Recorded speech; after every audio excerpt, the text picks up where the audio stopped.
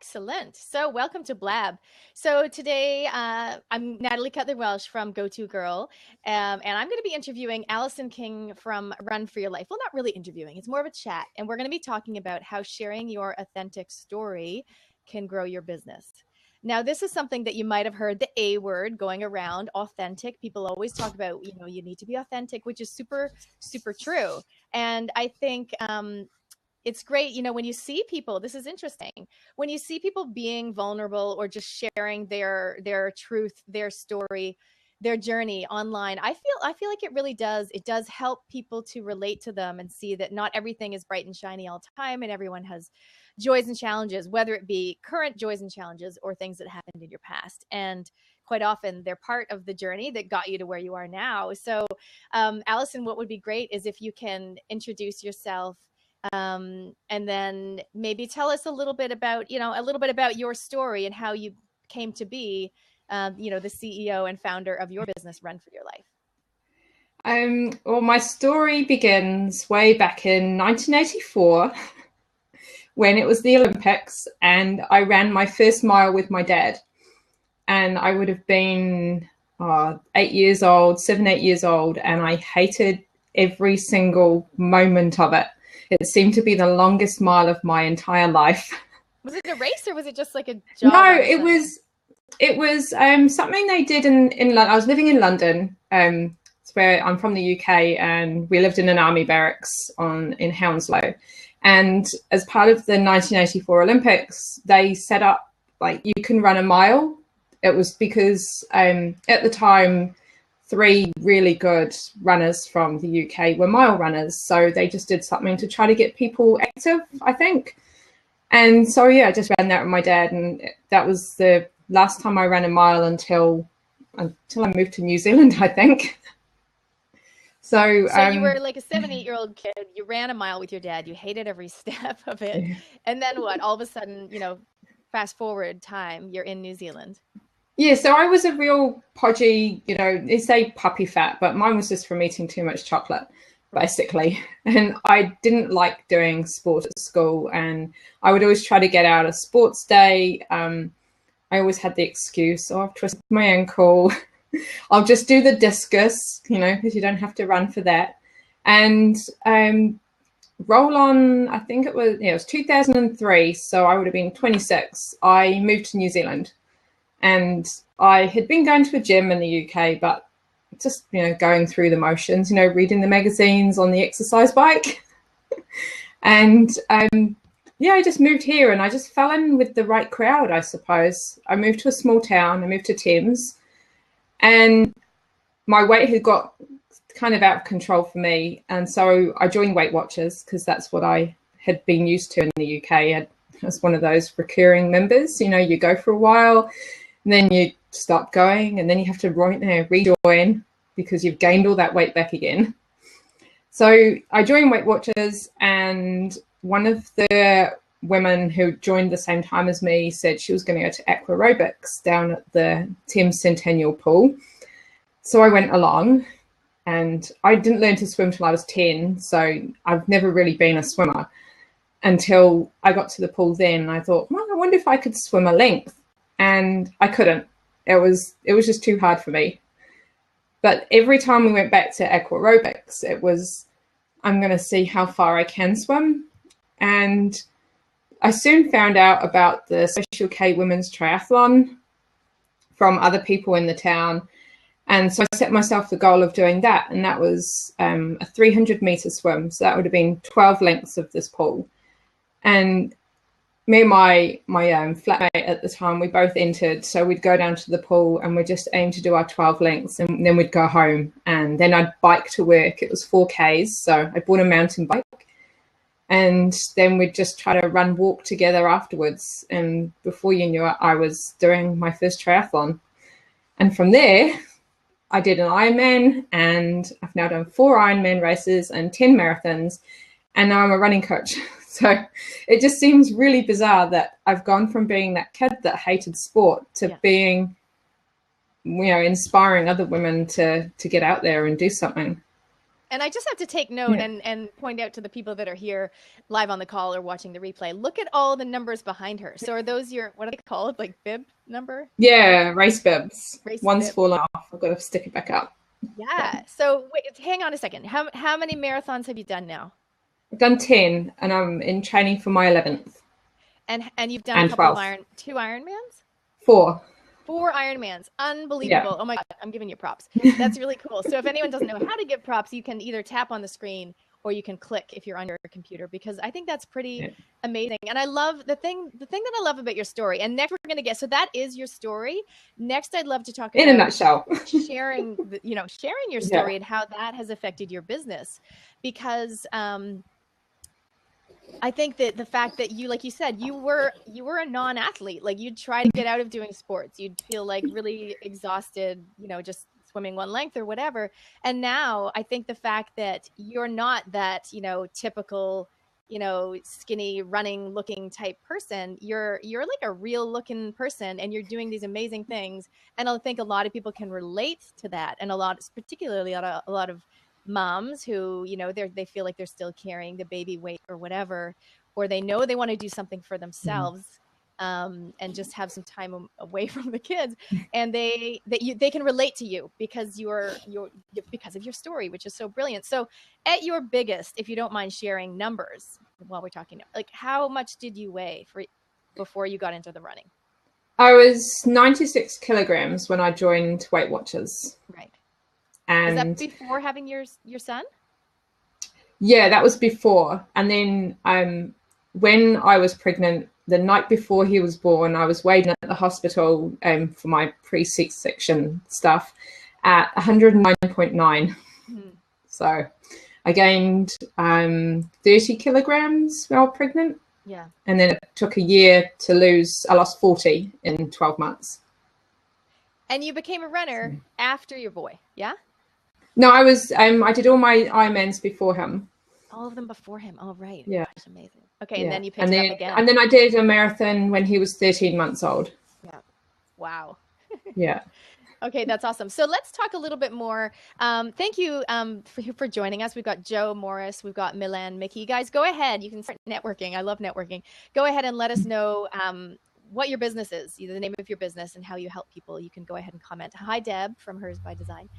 I'd love it if you could share, like, how and at what stage of your business did you start telling people the story behind your business? Did you do it from the very beginning or more recent?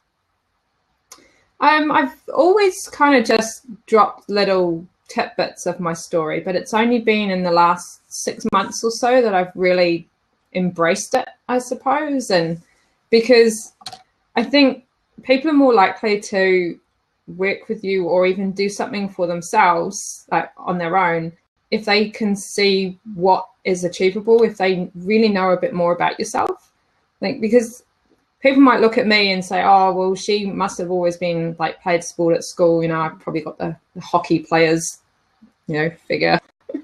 Or, I might look like I've been active a long time, but there's a lot more behind the scenes. Like, I think if someone is, 100 kgs and they think, well, it's all right for her, she doesn't weigh as much as me. But then if they know that I did once weigh around that, and I did hate my body, and I had really, really low self-esteem from right through school and right until I came here, actually. So I credit moving to New Zealand as saving my life. Yeah. Yeah. So I just think it's important that people know a bit more about you so they can relate to you, and it helps them with their journey, with whatever you're trying to do with them. Yeah, and I've seen a few people out there doing similar things. Like you said, sometimes they just do it really gradually. Like they drop, they just would give a few anecdotes or tell us a little bit about once there was a time when. But I think it helps people to relate. And I have had other people say, well, I don't really have a story. I don't really have, like, nothing major has happened. And I think it's really important to highlight that you don't have to have like a huge thing happen. I mean, when I get interviewed on podcasts, usually the story they always ask me a question about the earthquake or they'll say, like, what was one of the biggest challenges in your life? And often I'll say, well, it was living through an earthquake and having a baby, going into labor that night and having a baby the next day. And we'll do that story. And that story, in a way, for me, is kind of how I started my business indirectly. And so often I'll share that story about how, as a result of the earthquake, my husband had no job, and our house wasn't livable, and we ended up moving cities. And as a result of coming to a new city where things were way more expensive after the baby was 6 or 7 months old, I did need to start doing something. After my business coffee group that I ran for a year, and my husband said, "This is great that you're having fun doing it, but we really can you monetize it? Because now we need the money." And so, yes, I guess indirectly it catapulted me into starting business to a certain extent. It put me in a new city where it's much easier here to start a business like I'm doing. But who knows what would have happened if I'd stayed. But I think the fact that people see that, everyone has had their setbacks, whatever size they might be.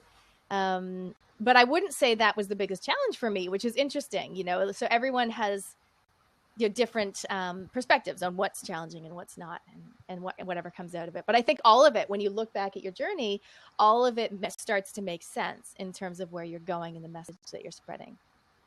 Yeah, see, I never really thought I had a story, right. But when you start telling people where you've come from, and people always seem to be interested, that's why I do now what I do now, because people in my area were always asking me, how did you go from being, because they knew that I hadn't always been fit, and they wanted to know how I got to be at Ironman. Yeah. Or how did I get to do marathons when I hated running at school and would do anything to get out of sports day? So there's always a story, but you just don't always know it. Yeah, and people they're intrigued by it. And then there'll be there's certain people that are so inspired by it, and they're like, I want to do, I want what she's got, I want to do what she did. And the fact that you used to weigh that much and hate running and all that stuff, it's even more compelling for them. It's even more inspirational for them to think, actually, you know what, I could do it. I think anyone can do it. They just have to make their mind up that they're going to, do something for them and commit to it. Yeah. Although, if you've read Gretchen Rubin's book, have you read that, Better Than Before? No. There are 4 tendencies of people, and depending on what tendency you are, it will decide how you will achieve a new habit. So upholders don't need any help. There's questioners, obligers, and rebels. Interesting. And so I went through her book, and it turns out I'm an obliger, so I need external accountability, which is why I enter an event, because if I don't have a marathon to train for, I'm not going to go out for a run. Yeah. And because when I was doing my triathlon, I had people I could train with, that meant I ended up doing it. Because you felt obliged, because they were training and you said you were going to be there and you got to show up. Because I felt that I would be letting them down if I didn't train with them. That is so cool. When you coach people, do you actually take into account either personality type or what did you call it, the obliger, the rebel, etc.? Well, I've only just learned that recently, but I'm totally going to use it now, because up until now, I've really just been using a questionnaire, firstly a questionnaire, and then just talking, face to face, so I can get an idea of the kind of people they are. And some do need that. They need to tick the box for every session that they've done, whereas others, they don't report back that they've done the training, but I know that they have done it because they tell me, and all the different things that they did, but they just don't religiously write it down. Okay, so you're an obliger. Then there's rebels, people that are like, bugger you, I'm going to do it anyway type thing. You can do their own thing. Do their own thing. My son's a rebel. And upholder. So that's like a type A personality. And what was the last one? A questioner. So it's someone who questions things before they do it. Nice. And the questioners, do they like to know all the details, for example? Yeah, I think so. Yeah, a detailed person. I think this is really fascinating, because if anyone's listened to me before on my podcast or my blabs, I'm really interested in personality types. And I have a different one that I like to use. It's a version of Myers-Briggs, and it talks about the otter and the beaver and the lion and the retriever, but it'll be very similar. The questioner, for example, would be the beaver, the one that likes to know the plan. They don't like sudden changes. They like to know all the details. be a place for everything in its place. And I'm for those people that are listening, I think it's such a fascinating tool to use in your business, whether you're coaching or not. So whether you're working with employees, or whether you're dealing with clients, or whether you're working with, actually coaching people and you're needing to know a bit more about their personality. I think not that we're trying to box people, but it's quite useful to know what drives them or how they see the world, so that you can deliver to them, serve them in a language and a style that suits them, so they're going to get the results that they want. So I imagine for you, Alison, with your coaching, so you do one-on-one and group coaching? Yeah, one-on-one group, and I've also got a Facebook group where it's not really official coaching, but I just drop in there and give tips and stuff. Yeah, because that would be interesting for people. They could almost self diagnose as such, yeah, and figure out. I'm going to do a blog post on it. So interesting. Definitely. Okay, well, let us know the link. That sounds really, really cool. Yeah, thank you. So you're putting it's Gretchen Rubin's Better Than Before book, all about habits. Actually, do you have a link to that on your website? I think I do, actually, in my shop page. I do. I'll have to find it. If you just bear with me while I scroll down. Check it out anyway, Run for Your Life. Yeah. I think that's a great thing for everyone to do also, is to have a page on your website where you put down, I think I've got one called Recommended Resources. Other people might just have a page called Recommended Readings if they only want to mention books, but it's such a great place to send people from social media, send them there. And then ideally, if some of those are affiliate links that you've set up with Amazon, it just means you get a little bit of commission, which is really cool. So there's a little tip for you. Yeah. Okay, so thanks, Annika. So she also wrote the Happiness Project, which I've also heard about. So that's very cool. Okay, runforyourlifecoaching.co.nz/stuff I love. Oh, that's brilliant. So does it have like water bottles and jogging stuff? It has all kinds of stuff. Yeah. Like the actual run gear, and also books that I love, like running books and cookbooks, because I love cooking. Nice. Yeah. That's cool. Well, actually, in my online community, my mastermind group, the coaching session that we're doing, which is tomorrow, we are going to be talking about affiliates and partnerships. So that's really cool. I might, could I use yours as an example? You can. Screen share it with people. Yeah. Really cool. So let's talk about, for you in your business journey so far, what has been the biggest challenge? So obviously your story is your story, and that's really inspirational. But what about the question that I often get asked, which is, what has been the biggest challenge for you so far? Do you have an easy answer to that one? Biggest challenge for me has been to stop comparing myself to others and worrying about how I'm faring against other companies that are also coaching runners, because there are quite a few different people out there, but we all offer completely different things. And it took me a while to get over that, they seem to be getting heaps of people all doing this one event. And it's like, well, I'm not trying to train people that are running an ultra marathon. I'm not trying to train people that are super fast. I'm trying to help women to change their lives and in turn inspire their community to, take control and get fit. So that was one major challenge, was the whole comparison paralysis.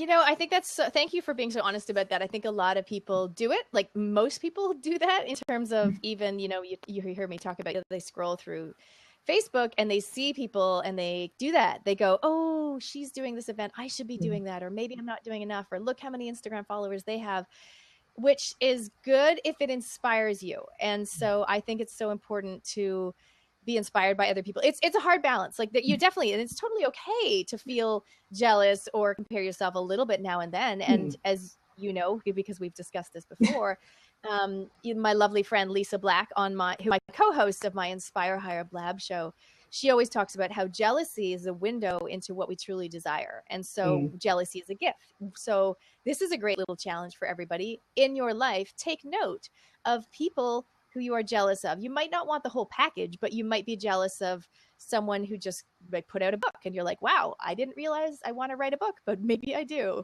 right? Because you see somebody writing a book. Or you might be jealous of somebody that ran a marathon, for example, and you're like, oh, look at them, so fit. It's like, actually, I didn't realize that being fit and achieving quite a milestone event like that is something that is actually important to me. And I never really realized that before.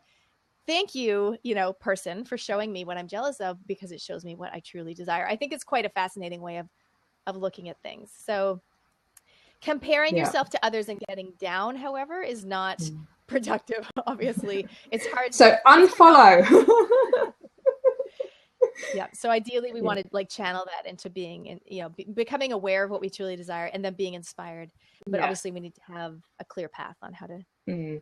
And it's taken me ages also to actually decide how I can best help people and the things I can offer. So literally just yesterday, I changed one of my pages on my website because one of my shop pages was just really cluttered with all the different plans that I had available. So now it's just you choose whether you want just the plan, whether you want like some group support or one-on-one, and then you can choose your distance on what level you are, rather than having to go through all the different ones. Which one would it be?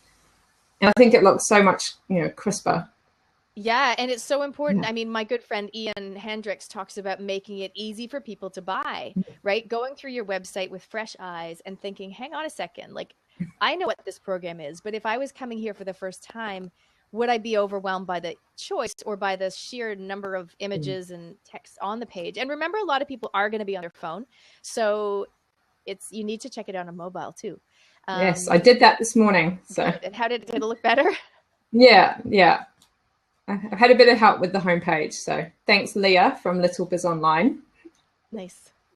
I think it's so important to acknowledge that, when we talk about comparing ourselves to others, that I always say nobody's got it all figured out, and we're all on a journey, in the sense that we're always tweaking. I think we're tweaking what we do and what we offer and how we offer it.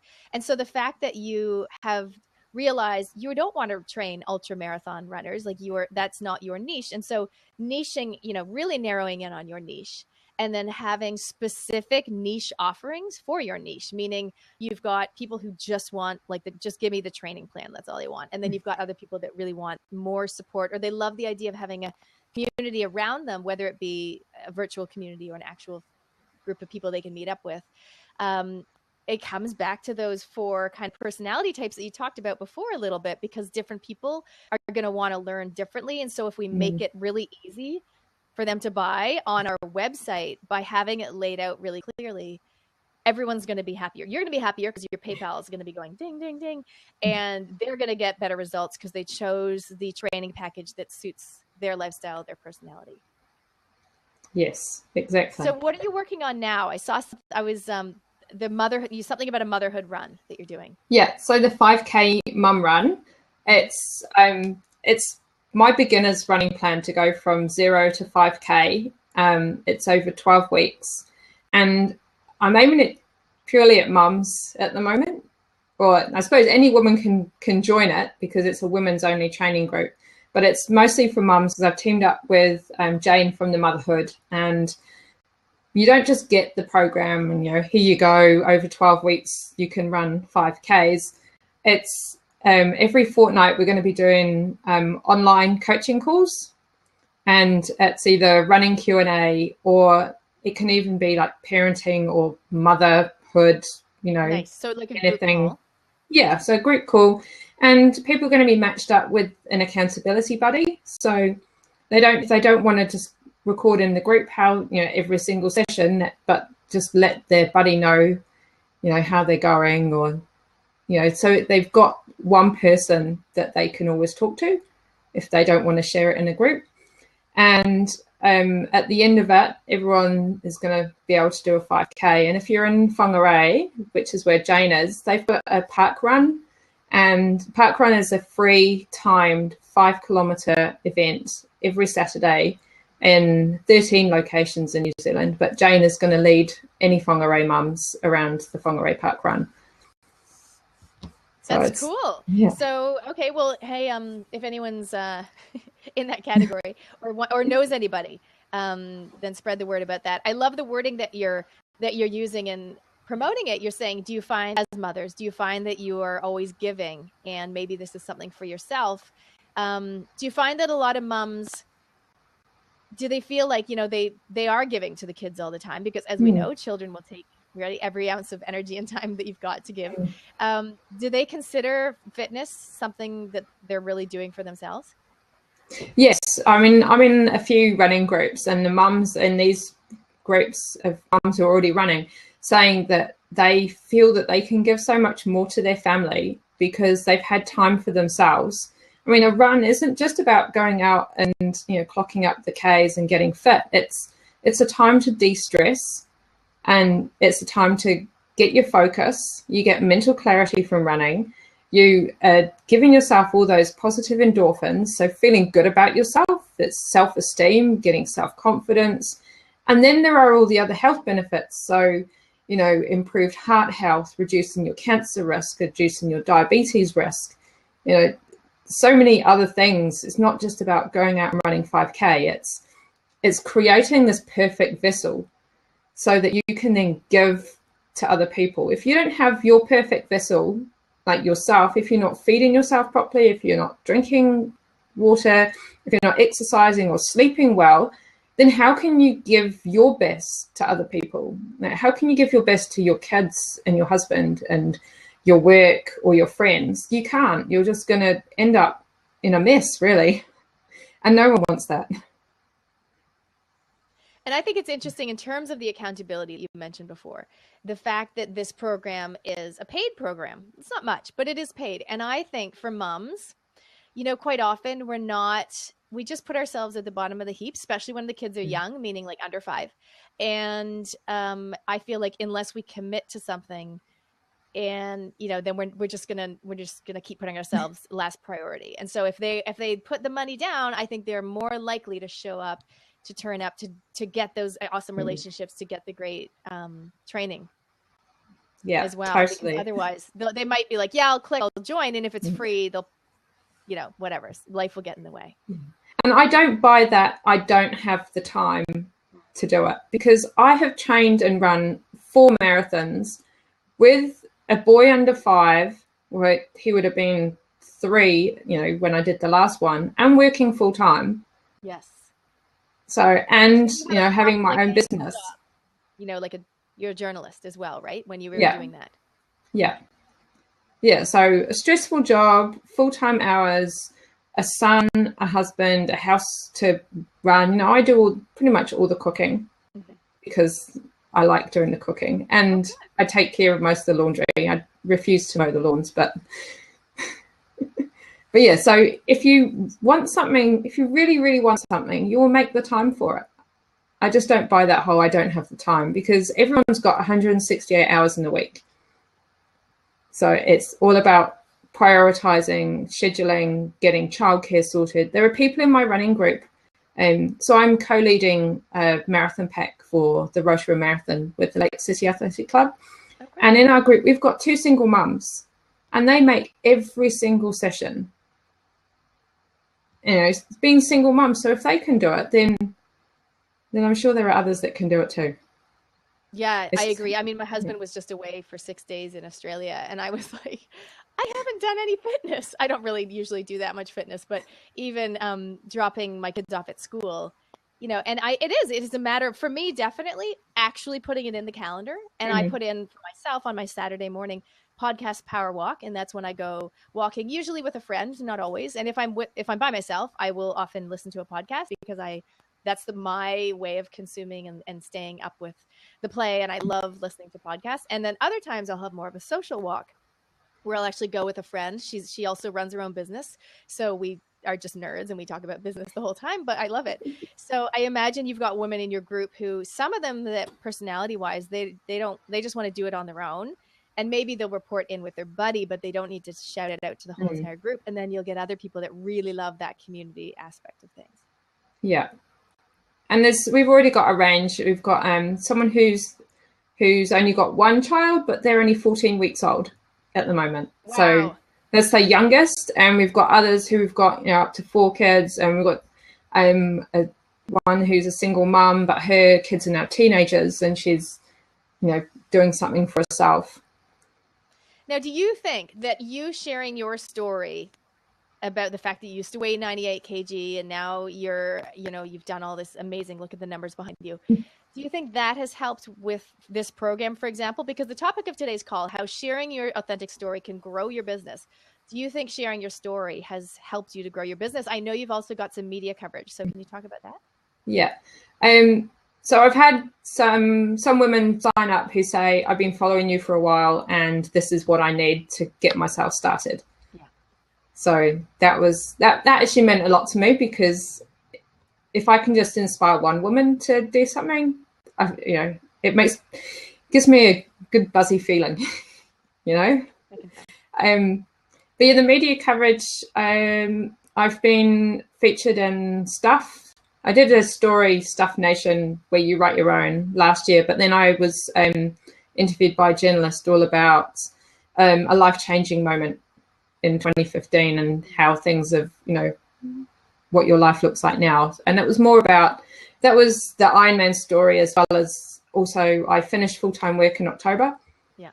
And to follow my dream, well, what is now my dream. I didn't think this would be my dream when I was 20. I always wanted to be a journalist, but yeah, now I think I found my calling. I think that's really inspirational too for a lot of people that are listening as well, because some of them will be doing that thing where they're juggling. They either haven't quite transitioned out from full-time work, and so you were doing full-time work and starting up your business at the same time, and then you were able to, that was part of your big thing last year, is you were able to transition across and work for your business full time. And so I think that people really sharing their own story and really reconnecting with it themselves, because when you reconnect with the why, like your why you began it in the first place, like you just said, if I can just inspire one woman, if you reconnect with that, especially when you find yourself scrolling through Facebook and comparing yourself to other people, it's like, hang on a second, come back to your why, reconnect with why you started in the first place and your story.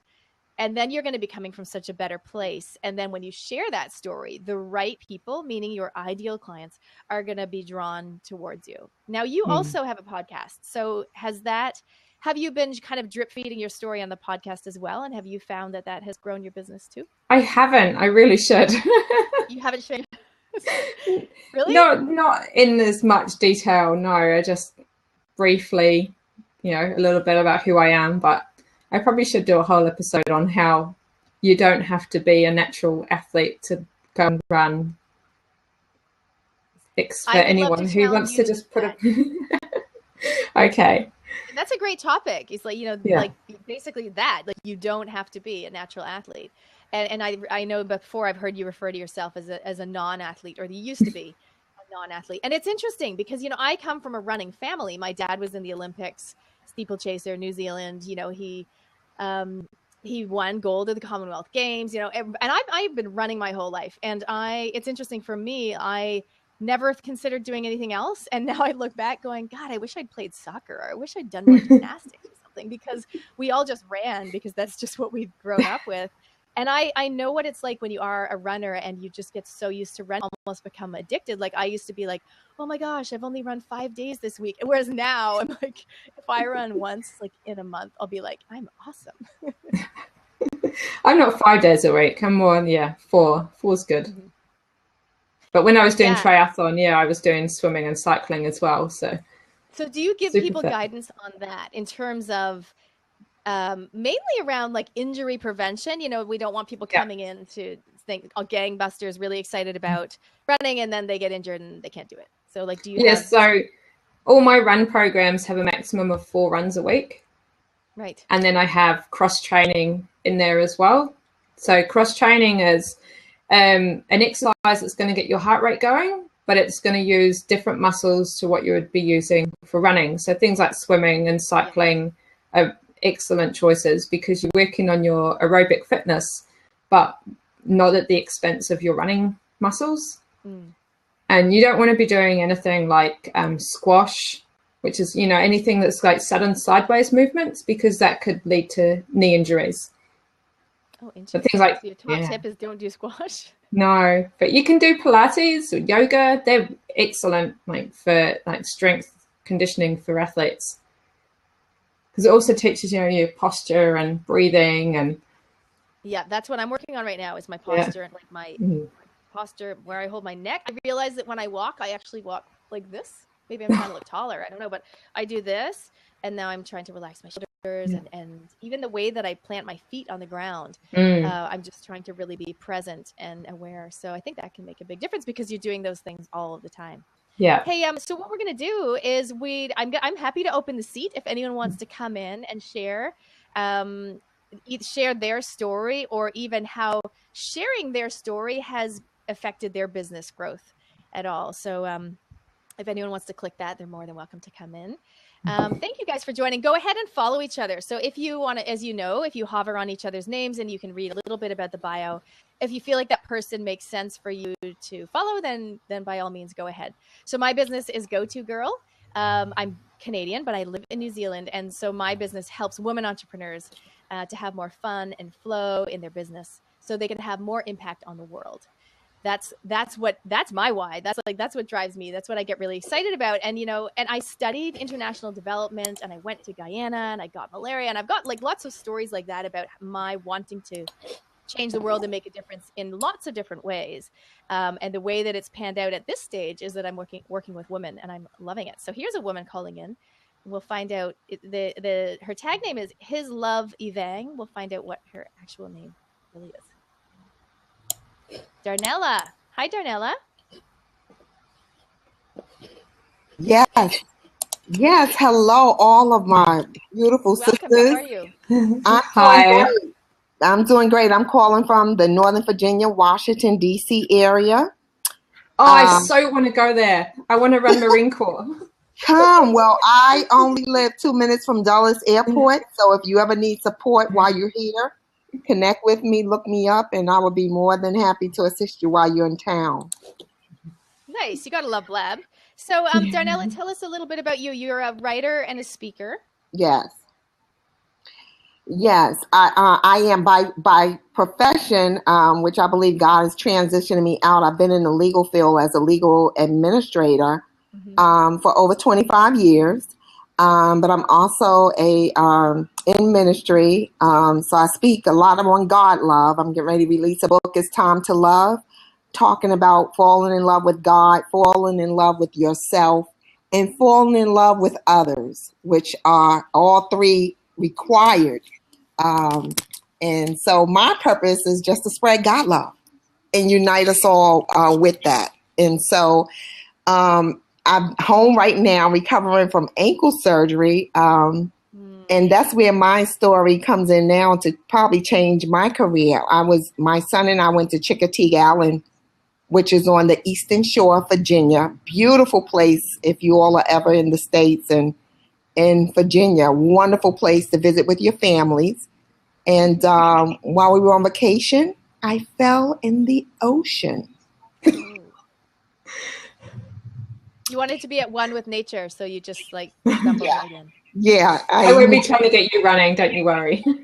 I God love the water, and truly, I could say the water embraced me with the help of God because I'm not a swimmer and I didn't have a life jacket, and I just found myself descending into the ocean. But a light came on that I know was God. My angels were surrounding me, and anyway, I'm here.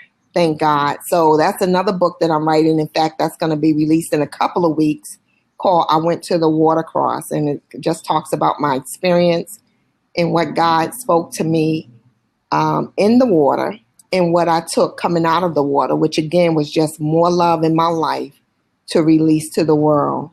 And so I just want to say God love to all of you. And may you continue to soar in your individual purposes and gifts and talents. And I just love Blab. My media coach just got me on the other day, and I'm just loving it to meet so many people all around the world that really, I believe we all are already connected to one another already anyway, from the heart. I really believe that. Well, we hope you heal well. And if you get a chance, we do a weekly Blab show. It's called Inspire Higher, me and my two other co-hosts. And it's on, in New Zealand, it's Tuesday at 1:30. So for you, it'll be Monday. 7:30. It'll be Monday at about 1:30. Monday about 1:30 or thereabouts, depending. 1:30 p.m.? Something like that. I don't know the time zone. PM, right? Yeah, PM. because I'm asleep at 1:30.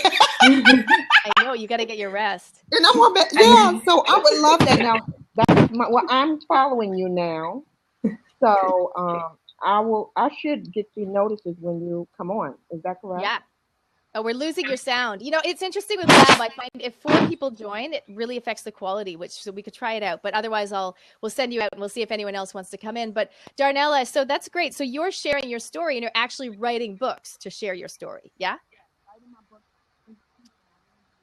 Oh, honey, we can't hear you anymore. I don't know why. Can you hear me now? A little better. Maybe I'll get closer to my mic. Does that help? Yeah, I don't know why. Blab is a bit glitchy sometimes. That's okay. Okay, yeah. So I'm a speaker anyway.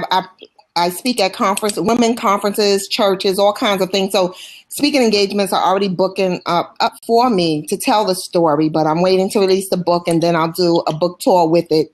And prayerfully, it will just inspire people to know that no matter where we are, even if we're in the bottom of an ocean, going to the bottom, don't know how to swim, our Creator is with us. So don't worry. He has us. And just inspiring people with faith and love. That is so nice. I was just thinking, you know, I've got a tagline, which I only just discovered, which is great. It's Up Your Brave. So I help women to up their brave. So my tagline is Up Your Brave in terms of I love that. getting on Blab, doing a webinar, sharing your authentic story, yes, writing a guest blog, whatever it might be. And I love, for you, it's almost like you are loved could almost be your equivalent. Like, just know that you are loved. And that's kind of the message that you're sharing, which is a beautiful message. Yes, I like to say one of my most popular blogs, my website is thedaughterofchrist.com, but one of my most popular blogs over the years, which became one of my tagline, was God love is here because I've arrived. Let that sink in. Excuse me, guys. All right, I don't we'll know. catch you later. Thanks, Darnella. Yeah. Thank you. I love you all. God bless. Follow each other on social media. All right. If anyone else wants to jump in just before we wrap up, go ahead and click. So we're talking today about, we've had a few people join in. Hello, Andrea. Thank you for coming in. Christopher, Hisham, and Zaid. So we're talking about how sharing your authentic story can grow your business. And it's definitely been the case for Alison when she talked about sharing her authentic story about being a non-athlete. And who would have thought that the 7-8-year-old girl that hated running is now a running coach, which is pretty amazing. Yeah, so if anyone else wants to jump in, share a quick story. Otherwise, we'll wrap things up. Alison, do you want to just finish off by letting us know how people can follow you on your website and social media? Good on you. This is me. Run for Your Life on Facebook and Run for Your Life NZ on Instagram. Follow me on Instagram because I'm aiming to get 1,000 pretty quick. Okay. It's my personal challenge. And my website is www.runforyourlifecoaching.co.nz. Can I ask you again, with Instagram, have you shared, a little bit of nuggets or a little bit of, I call them breadcrumbs. Have you shared a little bit of your story on Instagram? Yeah, I've done a lot more on Instagram. And isn't that interesting? Yeah. You said that in the last few days, you've just had a big increase. Yeah. Do you see a trend? Do you see a trend of the more you share, and there's sharing, and then there's sharing with a call to action. So sometimes you just want to share, like you just want to put it out there. And other times you want to share your story. And this might be in an email sequence, for example. You might want to share your story and then have a call to action that is very in keeping with what you're talking about. So it's like, if you feel like you're talking about the lack of confidence and, and all that, if you feel like you want more confidence, et cetera, I'd love you to be part of my program. So there's elegant ways of weaving in, asking for the sale or call to action with your authentic story. But I think it's really important for people just to put it out there with no strings attached beforehand. What do you think? So today is our wedding anniversary. So I just did it, and it's Thursday. So I did a throwback Thursday photo of us and one of our wedding pics, and just a little bit in there. So we got married a week after I did my second Ironman, but when we met, it was before I had even done my first triathlon. So, Casey has known me from when I was the overweight, unhappy, unfit person, and he's seen that transformation. Nice.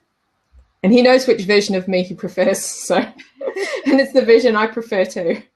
And tell me a little bit about what does your boy think about you running and training and doing these events? He loves it. Well, he loves that I'm out there doing it. When we were on holiday and I was getting my running gear on, he's like, no, I want that shirt. I want that in children's size. It's like, when we get home, can you buy me children's sized running shirt and shorts? Oh, cool. Yeah. So so he rides his bike. He's 4, so he's learned how to ride his bike with pedals, no training wheels. We take him to the pool. We don't put him in swimming lessons because it turns out he is a rebel. Oh, right. Yeah.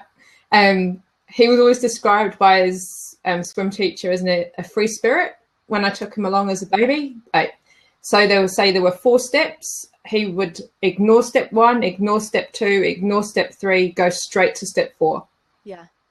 Yeah. So he loves to swim, he loves to bike, and he just runs around. I don't take him running yet because he likes to be first. And when the other children pass him, I've only taken him once. He had a massive tantrum. Oh, right. 100 meters in.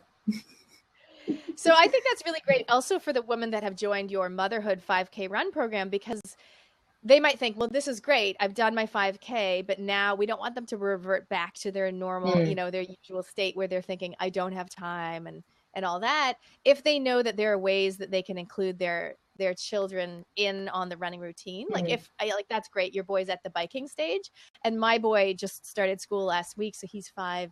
So he's at the biking stage too. And so actually now they've passed me. They can bike faster than I can run. So I probably should have started training sooner. But I think that's really great is to give your women ways that they can keep the momentum going. Yeah, there are so many ways that you can incorporate your children into your runs if you have to take them out with you, whether it's using a local park and doing like shuttle runs between, while they play on the playground, or if they go out on their scooters or bikes and they can just go a little bit ahead of you and then you have to run up to them as fast as you can, or it doesn't have to be just you getting up at 4:30 in the morning to fit a run in, which is what I have done. That's right. And some mothers will be like, I'd just rather not go than have to run with my kid biking beside me. You know what I mean? And other mothers will be like, I would never get up at 5, so I'm going to take my kid. So whatever works for you, right? But there's always a way. I found a running buddy who was willing to go run at 5:30, so we could be home by 6:30. So then my husband would be able to get ready and go to work. Yeah, really. That's awesome. Because I also hated running with the buggy. I tried it and it just wasn't me. So anyone who can manage that, kudos to you, because it's tough. Especially if you live in Auckland, where it's very, very hilly. Okay, excellent. Thank you so much, Alison, for talking to us Thank today. you. I love that you're sharing your story. I want to take you up on that challenge. I'm going to hold you accountable because I'd love to see that. I think you said you were going to write a blog. Oh, no, do a podcast. You're going to do a podcast and then therefore some show notes to go along with it to share your story. I think your listeners will be really interested. And I think that topic alone, but not even that, even when relevant in your other podcasts, even if it's just an intro or the outro, sharing a little bit more of yourself, as everybody knows, sharing more of your authentic story will draw in more of your ideal clients and therefore grow your business. So yes. Thanks for sharing. Thank you. Awesome. Okay, guys, thanks for joining me on Blab. Like I said before, if you're available on Monday in America and it's Tuesday in New Zealand for our Inspire Hire Blab show, every week we do a show, which is always very interesting and entertaining. So check that out. And otherwise, check out Alison Run for Your Life Coaching. Is that right?